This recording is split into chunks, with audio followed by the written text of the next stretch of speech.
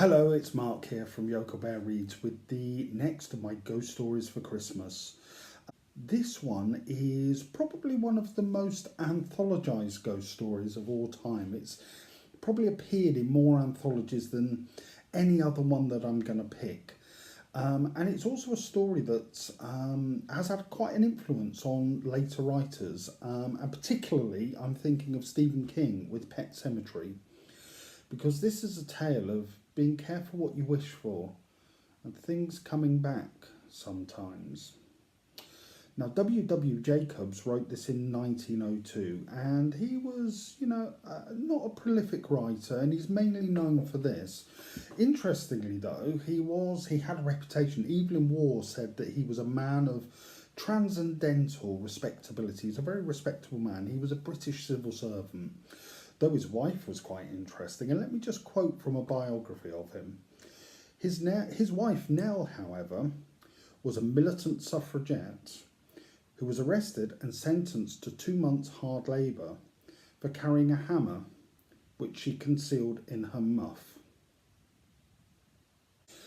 So the story is The Monkey's Paw, which is I've got in this anthology, which is a great one because this is The Haunted Looking Glass, an anthology of ghost stories put together by Edward Gorey. And the best thing about it is there's some brilliant Edward Gorey illustrations in here.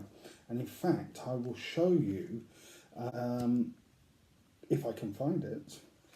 There you go, that's the illustration for The Monkey's Paw, which is kind of the opening scene of this. This is a story of Mr. and Mrs. White and their son Herbert. And they're having a quiet night at home. Mr. White and his son are playing chess. And Mrs. White is throwing in a bit of banter from the side, taking the mickey out of her husband, saying, "Oh, you're going to lose this game." And it's all the picture of domesticity. But they have a visitor. They've invited someone round, which is somebody that Mr. White knew from his army days, Sergeant Major Morris. Now, Sergeant Major Morris drops a story into the conversation about an object that he picked up whilst he was in India. And vegans, you may wish to switch off now. This object is a severed monkey's paw. But it's not just that. This object has been cursed or blessed, depending on which way you look at it. And I'm going to read a little bit to kind of explain what the premise of this book is, or this story. "And what is there special about it?" inquired Mr. White as he took it from his son and, having examined it, placed it upon the table. "It had a spell put on it by an old fakir," said the Sergeant Major, "a very holy man. He wanted to show that fate ruled people's lives, and those who interfered with it did so to their sorrow.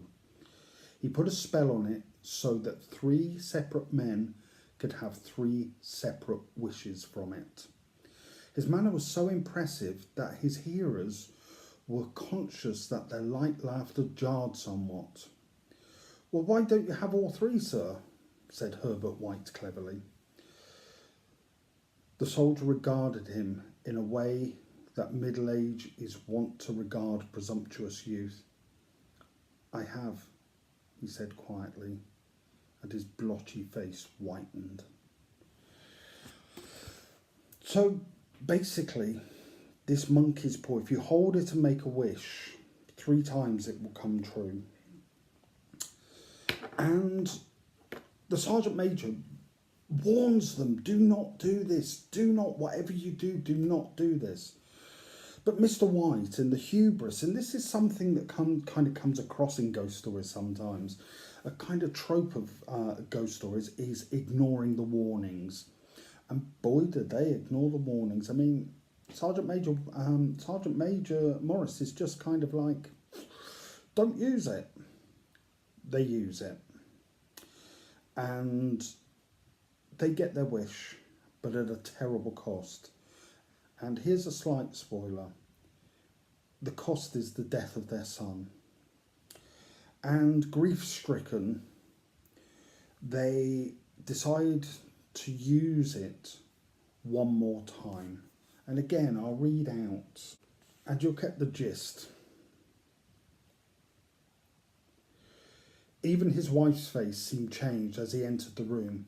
It was white and expectant, and to his fears seemed to have an unusual look upon it. He was afraid of her. Wish, she cried in a strong voice.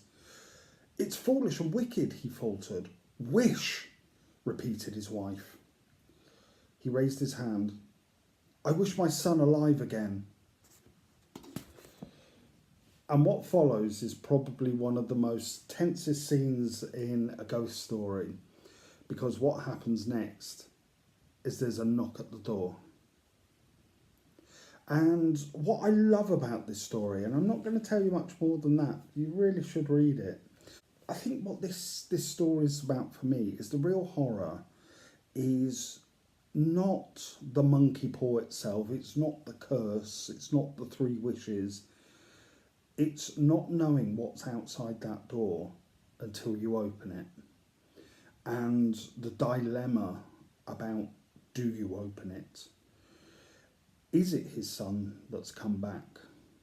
Is it not? And that's truly quite terrifying.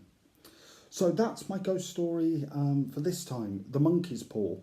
Really famous story. If you've read Stephen King's Pet Sematary and you've read The Monkey's Paw, you can see the direct kind of, that I think Stephen King was really influenced by this.